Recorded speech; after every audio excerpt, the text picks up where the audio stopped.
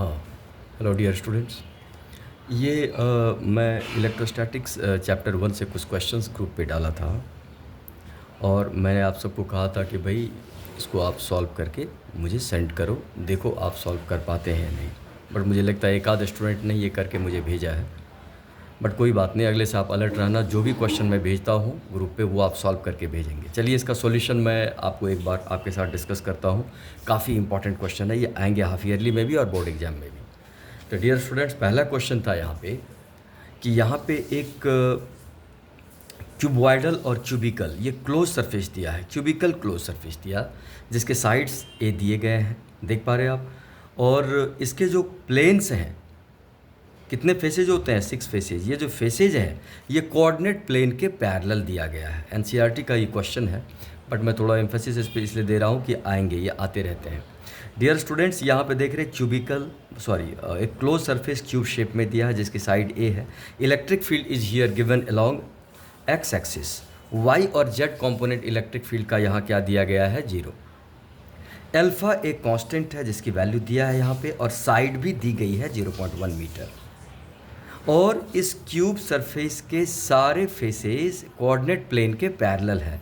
मतलब इसको ऐसा समझ सकते हैं कि यह जो फेस है, देख पा रहे हैं, ये वाला फेस, ये देखिए यहाँ पे ज़रा, जेड वाई के पैरेलल है। मतलब ये कौन सा प्लेन आपको दिख रहा? वाई जेड प्लेन दिख रहा। गौर करिए, तो ये भी कौन सा प्लेन हो जाएगा? वाई जेड प्लेन हो जाएगा। यह वाला जो सरफेस आप देख रहे हैं, ये वाला सरफेस, ये कौन सा प्लेन है? साफ साफ देखिए, ये एक्स जेड प्लेन के पैरेलल है। तो ऊपर वाला ये सरफेस भी क्या हो जाएगा? एक्स जेड प्लेन के पैरेलल हो जाएगा। सिमिलरली ये जो सरफेस है, ये वाला, ये किसके पैरेलल है? देख पा रहे हैं, इधर वाई एक्सिस है और इधर एक्स एक्सिस है, ये एक्स वाई प्लेन है। तो आप अच्छे से समझ पा रहे हैं कि इस क्यूब सरफेस के सारे फेसेस कोऑर्डिनेट प्लेन के पैरेलल है। और electric field is constantly given along X axis. हालांकि इलेक्ट्रिक फील्ड यहाँ वेरिएबल है क्योंकि इलेक्ट्रिक फील्ड एक्स डिपेंडेंट है। और यह जो फेस है वाई जेड प्लेन, ये जो पहला फेस देख रहे हैं, ये ओरिजिन से ए डिस्टेंस पे दिया गया है। डियर स्टूडेंट्स, ए डिस्टेंस पे दिया गया है। यह जो फेस है, this face is like this. ये जो वाई जेड प्लेन है वो ओरिजिन से ए डिस्टेंस पे दिया है। ये वाई जेड प्लेन, ये वाई जेड प्लेन, समझ रहे हैं आप? इस तरह से तो आपको यहाँ से टोटल फ्लक्स कैलकुलेट करना था। तो चलिए यहाँ पे इसको हम सॉल्व करते हैं। सॉल्यूशन, तो ज़रा गौर करेंगे आप कि मैं आपको बार बार कहता हूँ कि अगर इलेक्ट्रिक फील्ड लाइन सरफेस के पैरेलल हो तो फ्लक्स क्या हो जाता है? 0। समझ पा रहे हैं आप? तो यहाँ पे गौर करेंगे, यह जो एक्स जेड प्लेन है, ये देख पा रहे हैं, ये एक्स जेड प्लेन है क्योंकि this is parallel to Z, this is X, so इसलिए एक्स जेड प्लेन। और फील्ड भी एक्स की तरफ है, तो फील्ड लाइन तो एक्स जेड प्लेन को टच करते हुए निकल रही है। तो एक्स जेड प्लेन से यहाँ पे फ्लक्स क्या हो जाएगा? 0। इस एक्स जेड प्लेन से भी फ्लक्स क्या हो जाएगा? 0, क्योंकि फील्ड भी एक्स एक्सिस में ही है। मतलब जहाँ पे भी एक्स मेंशन होगा जिस फेस में, उसमें फ्लक्स 0 होगा। अब इस फेस की बात करते हैं, ये वाला फेस देखिए आप, ये कौन सा फेस है? एक्स वाई प्लेन है और फील्ड भी एक्स की तरफ है, तो इससे भी फ्लक्स क्या हो जाएगा? 0। सिमिलरली इसका जो ऑपोजिट प्लेन है, ये वाला प्लेन, इससे भी फ्लक्स क्या होगा? 0, क्योंकि ये भी क्या है? एक्स वाई प्लेन है। तो अल्टीमेटली फ्लक्स किससे होगा? वाई जेड प्लेन से होगा। इस सरफेस से होगा और इस सरफेस से होगा। ये सरफेस कैसा? ऐसा है। इस सरफेस से फ्लक्स होगा और इस सरफेस से फ्लक्स होगा। और ये वाला सरफेस ओरिजिन से ए डिस्टेंस पे दिया गया है, तो ये वाला सरफेस कितने डिस्टेंस पे हो जाएगा? a plus A, that is 2a distance पे। तो यहाँ पे क्या लिख सकते हैं? इस तरह से आप मान लीजिए, इसको आप सरफेस 1 मान लीजिए और इसको सरफेस कह लीजिए 2। तो यहाँ पे गौर करिए, यहाँ पे मैंने सरफेस 1 को प्लॉट कर दिया आपको समझाने के लिए। ध्यान दीजिएगा, ये सरफेस 1 को मैंने प्लॉट कर दिया, देख पा रहे? इस तरह से ये सरफेस 1 है। तो इलेक्ट्रिक फील्ड किधर जा रही है? एक्स एक्सिस की तरफ। ये इलेक्ट्रिक फील्ड है इधर, लेकिन इसका नॉर्मल किधर हो जाएगा? बाहर की तरफ, क्योंकि मैंने आप सबको समझाया है कि भाई क्लोज सरफेस में आउटवर्ड नॉर्मल पॉजिटिव होता है कि नहीं? नॉर्मल तो बाहर की तरफ लेंगे। क्या कहा था? अगर ये क्लोज सरफेस है तो आउटवर्ड नॉर्मल पॉजिटिव नॉर्मल होता है। तो अगर आप सरफेस 1 से फ्लक्स निकालेंगे तो कितना हो जाएगा बताइए? ई ए कॉस थीटा लगाएंगे आप। यहाँ पे इलेक्ट्रिक फील्ड को आप E1 मान लीजिए, क्योंकि इलेक्ट्रिक फील्ड तो जैसे जैसे एक्स चेंज होगा इलेक्ट्रिक फील्ड की वैल्यू भी क्या हो रही है? चेंज हो रही है। यहाँ पे क्या होगा बताइए? -E1A हो जाएगा। समझ में आ रहा है? जहाँ पे ए क्या है? इसका एरिया है। मतलब एक्चुअल में ये हो गया E1A cos 180 डिग्री, क्योंकि प्लेन सरफेस के लिए EA cos थीटा होता है, पता है आपको। यहाँ पे फ्लक्स क्या होगा डियर स्टूडेंट्स, -E1A हो जाएगा, ठीक है। और जहाँ पे E1 की वैल्यू क्या होगी, तो अगर आप इस फेस के पास इलेक्ट्रिक फील्ड निकालेंगे, जो फेस ओरिजिन से A डिस्टेंस पे है, तो यहाँ x की जगह A डाल देंगे। जैसे जैसे x चेंज हो रहा, फील्ड भी क्या हो रही है, कॉन्टिन्यूसली बढ़ रही है। तो इस सरफेस के लिए आप x की जगह क्या डाल देंगे, A डाल देंगे। चलिए इसको और सॉल्व कर देते हैं। क्या होगा, माइनस और इलेक्ट्रिक फील्ड कितना दिया, अल्फ़ा x की पावर हाफ, तो क्या हो जाएगा यहाँ पे अल्फ़ा a की पावर हाफ, और एरिया क्या होगा, साइड स्क्वायर। तो सॉल्व होने के बाद क्या होगा, -अल्फ़ा a की पावर 5/2। आप साफ साफ समझ रहे हैं, you have calculated electric flux through face 1 कौन सा प्लेन है, YZ प्लेन है, x एक्सिस पे परपेंडिकुलर है, सो फ्लक्स होगा, फील्ड लाइन क्रॉस कर रही है। तो 1 से फ्लक्स निकाल लिया, बाद में हम वैल्यू पुट कर देंगे।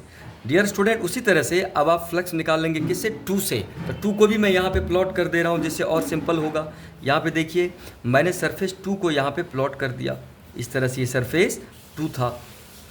तो यहाँ पे नॉर्मल भी इधर, क्योंकि आउटवर्ड नॉर्मल लेते हैं, और इलेक्ट्रिक फील्ड भी डियर स्टूडेंट्स इधर, इसको फील्ड को E2 मान लेते हैं। तो यहाँ पे देख रहे हैं आप साफ साफ, थीटा की वैल्यू क्या है, 0।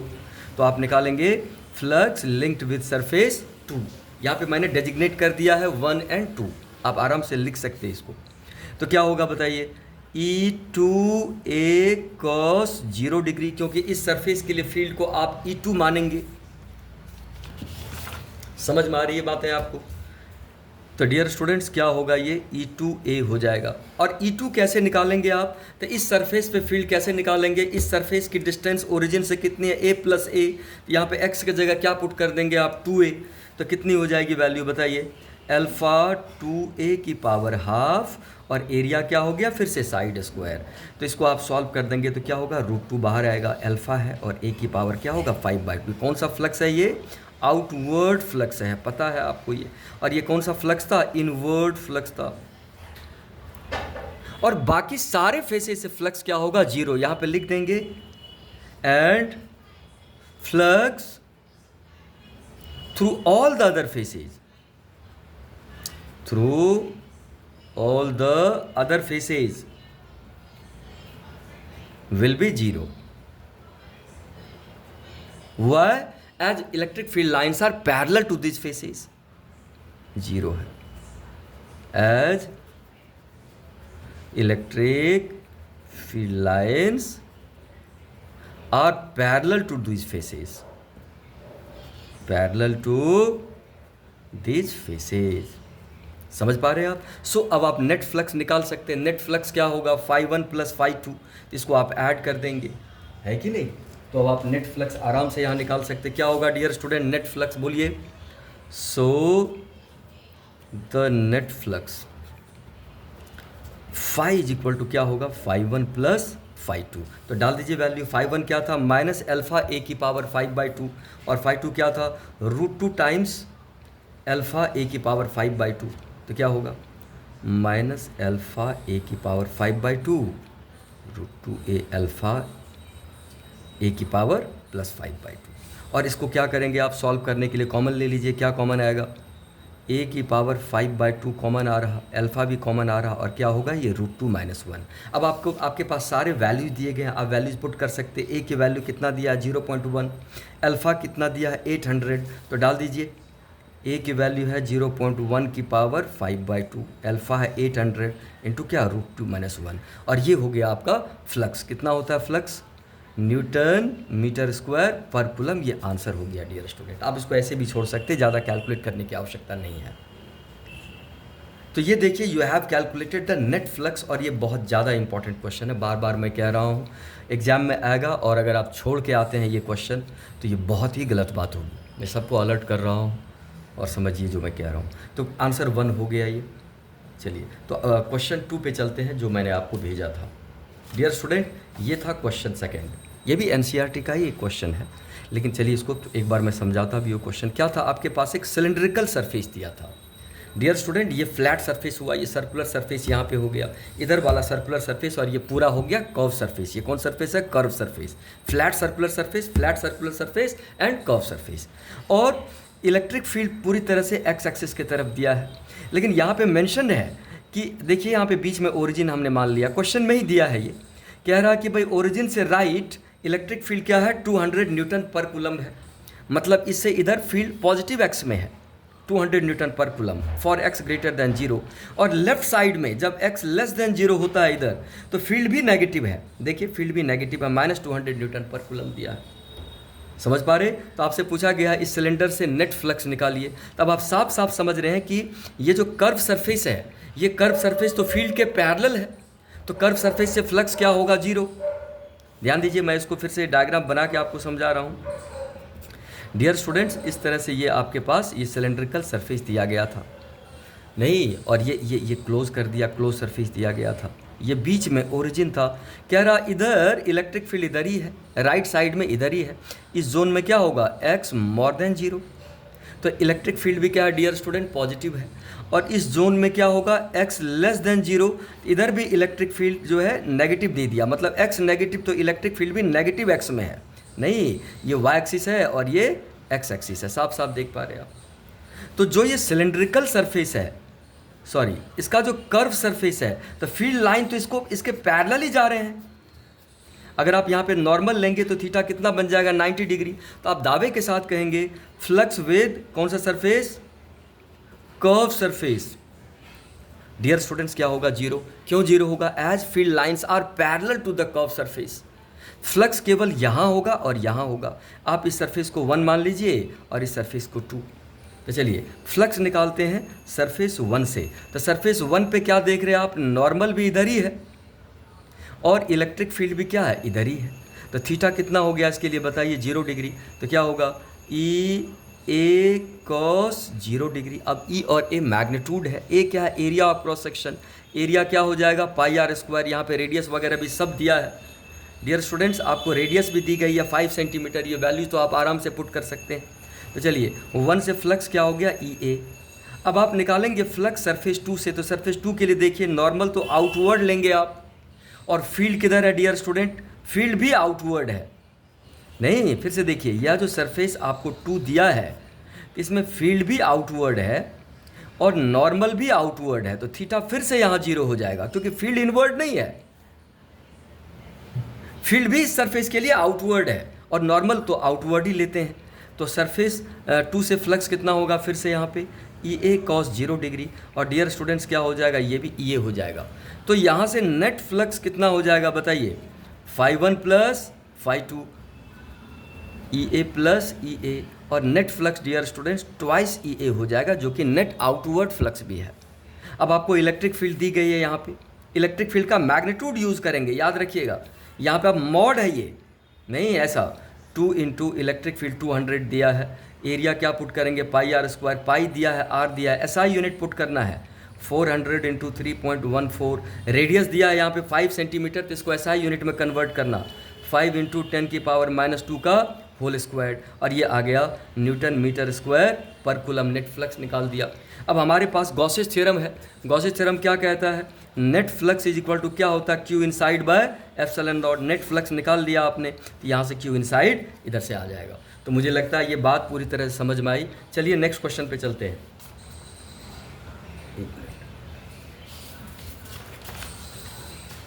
डियर स्टूडेंट्स, जो नेक्स्ट क्वेश्चन था, ये जो थर्ड क्वेश्चन था, ये इसमें क्या था कि एक एटॉमिक मॉडल दिया था, अर्ली एटॉमिक मॉडल दिया था। अर्ली एटॉमिक मॉडल में क्या दिया था, पहली बात तो एटम न्यूट्रलिटी मेंटेन करता है, ये शुरू से हमको इस बात की जानकारी थी, बट इलेक्ट्रॉन का डिस्ट्रीब्यूशन नहीं पता था। तो अर्ली मॉडल ऑफ एटम में क्या था कि भाई न्यूक्लियस बिल्कुल सेंटर पे है, न्यूक्लियस पे चार्ज कितना है, +Ze, पॉइंट साइज है न्यूक्लियस, और पूरे एटॉमिक वॉल्यूम में नेगेटिव चार्ज, जो भी नेगेटिव चार्ज भी कितना होगा, टोटल -Ze होगा इस पूरे एटॉमिक वॉल्यूम में, रेडियस r में क्या है, यूनिफॉर्मली डिस्ट्रीब्यूटेड है। नहीं, ज़रा गौर करिएगा, यहाँ पे क्या दिया है, यहाँ पे total negative charge, total negative charge कितना हो जाएगा, -Ze is distributed uniformly, is distributed uniformly in volume, कौन सी, कौन सा वॉल्यूम? 4/3 पाई आर क्यूब, क्योंकि ये भी तो एक एटम ही है, स्फेरिकल शेप है। कैसा शेप है ये? स्फेरिकल शेप है एटम का, एटम स्फेरिकल शेप मानते हैं, समझ रहे? तो नेगेटिव चार्ज पूरे वॉल्यूम में है, इस तरह से दिया था। हालांकि ये तो गलत है, आपको पता है कि इलेक्ट्रॉन तो अब न्यूक्लियस के चारों तरफ ऑर्बिट में रिवॉल्व करते हैं, लेकिन ये अर्ली मॉडल है, ऐसा दिया गया था। समझ पा रहे हैं आप? तो हम नेगेटिव चार्ज का वॉल्यूम चार्ज डेंसिटी निकाल सकते हैं, रो निकाल सकते हैं। रो कितना होगा? टोटल नेगेटिव चार्ज कितना? -ZE, और ये कितना हो गया? 4/3 पाई आर क्यूब। ये क्या मिला? Volume charge density. Volume charge density मतलब charge per unit volume, volume charge density of negative charge. Negative charge मतलब ये 1 सेंटीमीटर क्यूब में कितना चार्ज है वो देता है, चार्ज पर यूनिट वॉल्यूम। तो ये सिचुएशन यहाँ पे आपको मेंशन किया गया था। अब आपको कहा गया है कि भाई इलेक्ट्रिक फील्ड कैलकुलेट करिए। इलेक्ट्रिक फील्ड कहाँ कैलकुलेट करिए? अंदर भी कैलकुलेट करिए, बीच में कहीं, और एटम से बाहर भी कैलकुलेट करिए। मतलब इंटरनल पॉइंट पे भी और एक्सटर्नल पॉइंट पे। तो इंटरनल पॉइंट मतलब एटम के अंदर किसी भी पॉइंट पे इलेक्ट्रिक फील्ड इतनी आपको शो करनी है, जहाँ आर, स्मॉल आर उस पॉइंट की डिस्टेंस होगी, कैपिटल आर एटम का रेडियस है। तो चलिए यहाँ पे हम प्रूव करते हैं। पहला पार्ट शो करते हैं। हमको क्या चाहिए? इलेक्ट्रिक फील्ड चाहिए at r less than r, मतलब अंदर के किसी पॉइंट पर। चलिए फिर से डायग्राम बना के आपको मैं समझा रहा हूँ। डियर स्टूडेंट, ये था एटम, और यहाँ पे सेंटर पे क्या था? +ZE था, न्यूक्लियर चार्ज, और इस तरह से नेगेटिव चार्ज डिस्ट्रीब्यूटेड है। हमको इलेक्ट्रिक फील्ड यहाँ किसी पॉइंट P पे चाहिए, जो सेंटर से कितनी डिस्टेंस पे है? R डिस्टेंस पे। यहाँ पे इलेक्ट्रिक फील्ड चाहिए। तो क्या करेंगे? यहाँ पे इलेक्ट्रिक फील्ड को कैलकुलेट करने के लिए आप गॉसियन थ्योरम अप्लाई करेंगे। गॉसियन थ्योरम अप्लाई करेंगे तो कैसा गॉसियन सरफेस मान लेंगे आप? स्फेरिकल गॉसियन सरफेस मान लेंगे, क्योंकि ये सिमेट्री आपको देता है जिसकी रेडियस R है कि नहीं? तो जब आप स्फेरिकल गॉसियन सरफेस मानेंगे तो डेफिनेटली इलेक्ट्रिक फील्ड किधर होगी? रेडियली आउटवर्ड होगी, क्योंकि भाई अंदर सारे इलेक्ट्रॉन तो आए नहीं। पॉजिटिव चार्ज का टोटल मैग्नीट्यूड नेगेटिव चार्ज के मैग्नीट्यूड से क्या है? ज़्यादा है। इसीलिए इस गॉसियन सरफेस पे इलेक्ट्रिक फील्ड किधर हो जाएगी डियर स्टूडेंट्स? रेडियली आउटवर्ड हो जाएगी। बात को समझिएगा, क्यों होगी रेडियली आउटवर्ड? क्योंकि नेगेटिव चार्ज तो पूरे एटॉमिक वॉल्यूम में था, अब तो थोड़ा कम वॉल्यूम लिया ना हमने। इस गॉसियन सरफेस की बात कर रहे हैं जिसकी रेडियस स्मॉल r है, तो इफेक्टिवली तो पॉजिटिव चार्ज होगा, तो इलेक्ट्रिक फील्ड किधर डायरेक्टेड हो जाएगी? Radially outward. समझ पा रहे हैं आप? और नॉर्मल भी डियर स्टूडेंट किधर हो जाएगा? Radially outward. हर जगह नॉर्मल क्या होगा? Radially outward. हर जगह थीटा की वैल्यू क्या होगी? 0 डिग्री। ध्यान से समझिएगा। तो लगा दीजिए गॉसेस थ्योरम। गॉसेस थ्योरम नहीं तो अप्लाई कर दीजिए इंटीग्रेशन E डॉट क्या होता है? dA = Q inside by epsilon not. यहाँ पे देख रहे थीटा 0 होगा तो फटाक से E बाहर आ जाएगा, dA गॉसियन सरफेस का एरिया आ जाएगा। क्या हो जाएगा ये? E × 4πr²। और अंदर का चार्ज आपको देखना है। तो अब क्वेश्चन है कि अंदर नेट चार्ज कितना होगा? तो न्यूक्लियस का चार्ज तो अंदर आ ही गया, इलेक्ट्रॉन का चार्ज देखना होगा जो 4/3 πr³ वॉल्यूम में है। ये वॉल्यूम कितना होगा? 4/3। स्फीयर का वॉल्यूम क्या होता है? 4/3 πr³, जहाँ r क्या रेडियस है। तो हमको इसके अंदर का चार्ज चाहिए, तो ये वॉल्यूम लेना है। हमको यूनिट वॉल्यूम में चार्ज दिया गया है, तो हम इतने वॉल्यूम में चार्ज निकाल लेंगे। बट यहाँ पे ध्यान देना, Q इनसाइड क्या होगा? डियर स्टूडेंट्स, Q इनसाइड में न्यूक्लियस का चार्ज तो आएगा ही आएगा, ये तो +ZE है तो आएगा, लेकिन इलेक्ट्रॉन का चार्ज क्या करेंगे आप? तो आप लगा दीजिए चार्ज पर यूनिट वॉल्यूम को गिवन वॉल्यूम से मल्टीप्लाई कर दीजिए, तो इतने वॉल्यूम का नेगेटिव चार्ज आ जाएगा। तो भाई चार्ज पर यूनिट वॉल्यूम रो दिया है, हमारे पास कितना वॉल्यूम मौजूद है? 4/3 πr³ और अपॉन क्या? ये आ गया charge density into given volume. अब डिवाइड नहीं करना, सॉरी। चलिए तो इसको सॉल्व कर लेते हैं। क्या होगा? ये ZE और चार्ज डेंसिटी डियर स्टूडेंट आपको ये दिया गया था, नेगेटिव चार्ज डेंसिटी, तो कितना होगा? -ZE upon 4/3 pi capital R³ और न्यूमरेटर में है 4/3 पाई R³। समझ पा रहे हैं आप अच्छे से इस चीज़ को? तो देखिए यहाँ पे 4/3 पाई 4/3 पाई कट गया, तो यहाँ से आपको क्या मिला? अगर हम ZE कॉमन ले लेंगे तो क्या होगा? 1 - R³ अपॉन R³। ये बात आपको समझ में आई? ये Q इनसाइड निकला। अब लगा दीजिए यहाँ पे, पुट कर दीजिए इलेक्ट्रिक फील्ड के लिए इसमें। सो द इलेक्ट्रिक फील्ड कितनी हो जाएगी? कितनी हो जाएगी भाई? Q inside by epsilon not. ये वाला इक्वेशन यूज़ किया आपने और Q इनसाइड की वैल्यू पुट कर दीजिए। कितनी हो जाएगी? ZE अपॉन क्या, epsilon not 1 minus r cube upon r cube. Dear students, ये कहीं ना कहीं क्या आ गई, इलेक्ट्रिक फील्ड आ गई। किस पॉइंट पे, इंटरनल पॉइंट पे। ध्यान समझिए आप।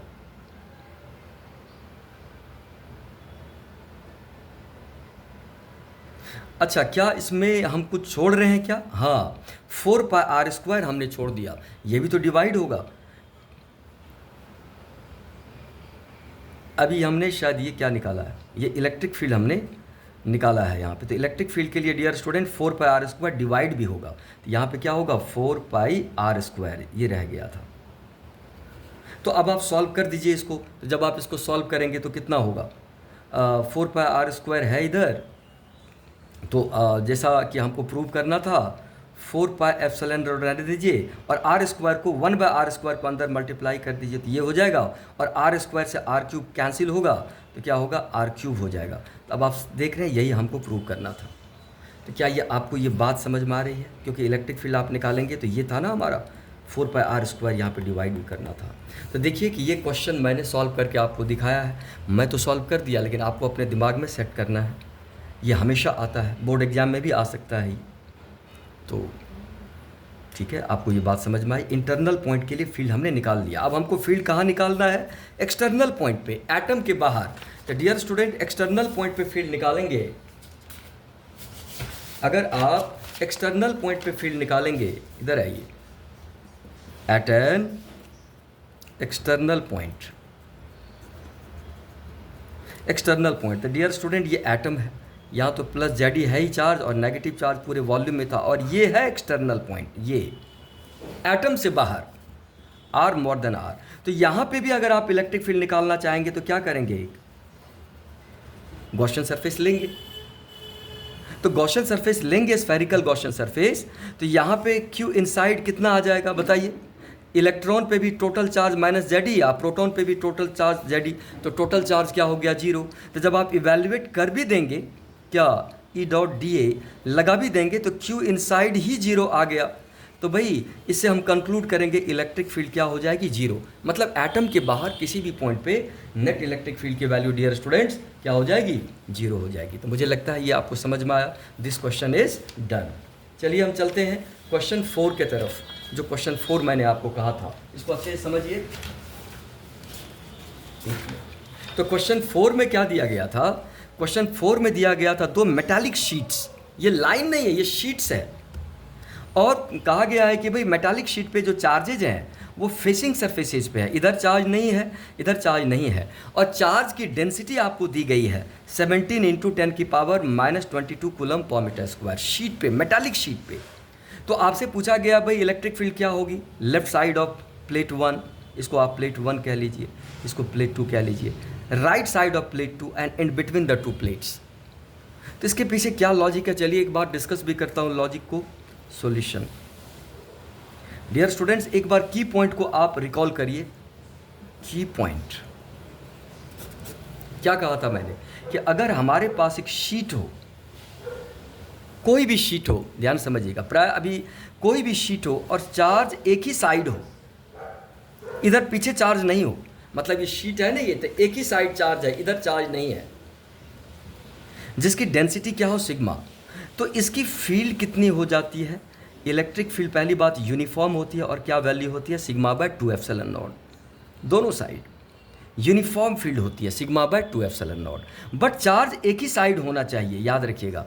बट एक ही साइड चार्ज कब रहेगा, जब ये नॉन मेटालिक शीट हो, प्लास्टिक का शीट हो। क्योंकि प्लास्टिक में क्या होगा या इंसुलेटर में क्या होगा, चार्ज को आप जहाँ पे प्लेस करेंगे वो चार्ज वहीं रह जाएगा। तो आपने एक ही साइड चार्ज को डिस्ट्रीब्यूट किया। नहीं, इसको मैं ऐसे दिखा सकता हूँ, अगर ये शीट है तो चार्ज केवल इधर है, जिसे इलेक्ट्रिक फील्ड ये σ/2 एप्सिलॉन नॉट बनाता है। लेकिन अगर ये मेटालिक शीट होता और इस पर चार्ज डालते तो चार्ज दोनों साइड होता। ध्यान दीजिएगा, अगर ये हमारे पास मेटल शीट अगर होता, तो डियर स्टूडेंट, मेटल शीट पे जब आप चार्ज डालेंगे तो चार्ज आधा आधा डिवाइड होगा, थोड़ा चार्ज इधर भी आएगा, थोड़ा चार्ज इधर भी आएगा, बात समझिएगा। और अगर ऐसा केस हो, यहाँ भी डेंसिटी सिग्मा हो और यहाँ भी डेंसिटी सिग्मा हो, तब जब आप इलेक्ट्रिक फील्ड यहाँ पे निकालते हैं तो क्या होता है, इस साइड की फील्ड और इस साइड की फील्ड दोनों ऐड हो जाती है। σ/2 epsilon naught plus σ/2 epsilon naught क्या आ जाता है, σ/ε नॉट। इधर भी फील्ड क्या हो जाती है dear students, sigma by epsilon not. ये बात मुझे लगता है आप अच्छे से समझ पा रहे हैं। मेटल में दोनों सरफेस पे होगा, लेकिन इंसुलेटर है तो हम जहाँ रखेंगे वहाँ पे रहे होगा। तो लेकिन यहाँ पे क्या कह रहा है, ये मेटल शीट है लेकिन कह रहा है कि चार्ज एक ही साइड है, ये तो पॉसिबल नहीं है। तो इसको समझते हैं थोड़ा सा, ध्यान दीजिएगा। अगर हमारे पास ये दो मेटल शीट दिया है, समझ रहे हैं आप, और इसके बीच की डिस्टेंस कितनी हो, इन्फिनिटी, तो जो भी चार्ज इस पर डालेंगे, पॉजिटिव चार्ज डालेंगे तो आधा आधा चार्ज दोनों सरफेस पे आएगा। ये बात आप समझ रहे, जो मैंने समझाया वही बात बोल रहा हूँ मैं। इस पर अगर नेगेटिव चार्ज डालेंगे तो आधा आधा चार्ज दोनों साइड आ जाएगा, और जबकि दोनों के बीच की सेपरेशन इन्फिनिटी है, कोई इंट्रैक्शन नहीं है। लेकिन जब आप इसको नज़दीक लाएंगे, व्हेन ब्रॉट क्लोज, जब नज़दीक ले आएंगे इसको, तो नज़दीक लाने से क्या होगा, ये दोनों पॉजिटिव नेगेटिव चार्ज एक दूसरे को अट्रैक्ट करेंगे, और ये चार्ज भी डिस्प्लेस होकर इधर आ जाएगा और ये भी इधर आ जाएगा, और सारे चार्जेस कहाँ पे चले जाएंगे, फेसिंग सरफेस पे चले जाएंगे। बात को समझिएगा आप ये। और अब जाकर के यहाँ पे total charge density plus sigma है और यहाँ पे क्या, माइनस सिग्मा। मतलब ये तब है जब फाइनाइट डिस्टेंस पे आप दो प्लेट को रख देंगे। ये समझ में आ रहा है? अब एक ही फेस पे चार्ज है, इधर नहीं है, इधर है, इधर नहीं है। तो ये सिचुएशन दिया है, मुझे लगता है आप बात को समझ पा रहे हैं आप। तो हमको इलेक्ट्रिक फील्ड चाहिए, तो चलिए हम इधर ए मान लेते हैं, ये बी दिया है और यहाँ पे क्या दिया है, सी। अगर ए पे आप नेट फील्ड निकालेंगे, ए पे नेट फील्ड निकालेंगे तो प्लेट 1 की फील्ड किधर होगी, अवे होगी, क्योंकि पॉजिटिवली चार्ज प्लेट है। प्लेट 2 की क्या होगी, टूवर्ड्स हो जाएगी। तो ए पे नेट फील्ड क्या होगी dear student, E1 minus E2। अब एक ही फेस पे है तो क्या फॉर्मूला चलेगा, सिग्मा बाय 2 एप्सिलॉन नॉट। और ये मैग्नीट्यूड को माइनस कर रहे हैं, है कि नहीं, सिग्मा बाय 2, मैग्नीट्यूड माइनस होगा तो नेट फील्ड क्या हो जाएगी, 0। अगर हम सी पे फील्ड निकालना चाहेंगे तो फिर से वही बात हो गई, नेगेटिव शीट की फील्ड किधर होगी, टूवर्ड, नेगेटिव प्लेट की फील्ड होगी टूवर्ड्स द ये E2 हो जाएगा, और पॉजिटिव की क्या हो जाएगी, अवे हो जाएगी। तो फिर से यहाँ पे क्या होगा dear student, E1 minus E2, और यहाँ पे फील्ड की वैल्यू क्या हो जाएगी, 0। लेकिन अगर आप बीच में फील्ड निकालेंगे तो पॉजिटिव की भी अवे और नेगेटिव की भी अवे, दोनों सेम डायरेक्शन में है। तो बीच में कहीं फील्ड निकालेंगे तो यहाँ पे E1 प्लस E2 हो जाएगा, और क्या हो जाएगा, sigma bye 2 epsilon naught plus sigma bye 2 epsilon not. और आंसर क्या होगा, सिग्मा बाय एप्सिलॉन नॉट। और ये कैपेसिटर भी तो होता है, पढ़ा है ना, पैरेलल प्लेट कैपेसिटर में electric field sigma by epsilon not होती है, जिसमें चार्ज फेसिंग सरफेस पे होता है, यूनिफॉर्म फील्ड होती है। तो अब आप देख रहे हैं इस क्वेश्चन को कैसे सॉल्व करेंगे। हमने सॉल्व कर दिया, वैल्यू पुट करके आंसर निकाल लेंगे। तो ये क्वेश्चन 4th डन हो गया। चलिए आगे बढ़ते हैं, लास्ट क्वेश्चन एक रह गया था डियर स्टूडेंट्स। लास्ट क्वेश्चन है कि आपको इलेक्ट्रिक फील्ड कॉम्पोनेंट फॉर्म में दिया है। इलेक्ट्रिक फील्ड का एक्स कॉम्पोनेंट और वाई कॉम्पोनेंट है। Definitely electric field X Y plane में लाई करता है, जहाँ पे E0 की वैल्यू आपको मेंशन किया गया है।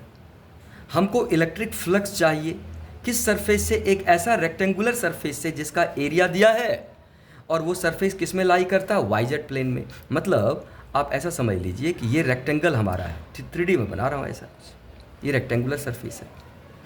नहीं, अगर मान लीजिए आप, ये कौन सा एक्सिस है, Z एक्सिस है, ये कौन सा एक्सिस है, Y एक्सिस है, तो YZ प्लेन हो गया। ये कौन सी डायरेक्शन हो गई, X एक्सिस हो गई।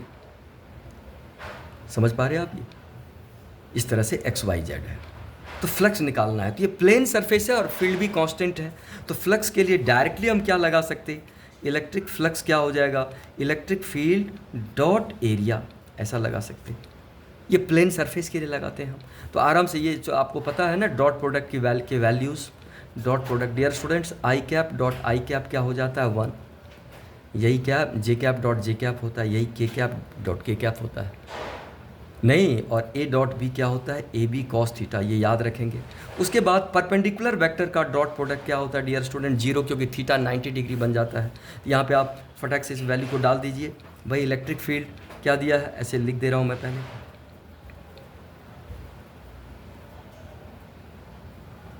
सॉरी, E0 जे कैप, और यहाँ पे डॉट लगा देंगे। अब एरिया वेक्टर क्या लिखेंगे, तो एरिया किस में लाई कर रहा, YZ प्लेन में। इसका नॉर्मल किधर होगा, X एक्सिस की तरफ। ये आना चाहिए समझ में, X एक्सिस की तरफ। तो डियर स्टूडेंट एरिया क्या होगा यहाँ पे, 0.5 आई कैप। ये बात आपको समझ में आई। Since area is line XY plane, so direction normal किधर होगा, एरिया वेक्टर किधर होता है, नॉर्मल की तरफ होता है। पता है आपको? तो जब आप डॉट निकालेंगे तो आई कैप डॉट आई कैप क्या हो जाएगा 1, लेकिन आई कैप डॉट जे कैप क्या हो जाएगा 0। तो फाइनली फ्लक्स कितना आ गया 3/5 ई नॉट इंटू क्या 0.5। ये हो गया आंसर। वैल्यू डाल दीजिए 3/5। डियर स्टूडेंट ई नॉट दिया है 2 × 10⁻3, 2 × 10⁻3 इंटू 0.5 मतलब 1/2, और ये कितना हो गया 0.6 इंटू 10⁻3 न्यूटन मीटर स्क्वायर पर कूलम। समझ रहे हैं आप? ये इस तरह से क्वेश्चंस आएंगे, लाखों क्वेश्चंस बन सकते हैं, बट आपके कॉन्सेप्ट क्लियर होनी चाहिए। ठीक है, चलिए, थैंक्स अ लॉट। और रिवाइज करते रहिए और नोटबुक को मेन रिटन प्रैक्टिस करो। ठीक है, और दूसरा कोई ऑप्शन नहीं है।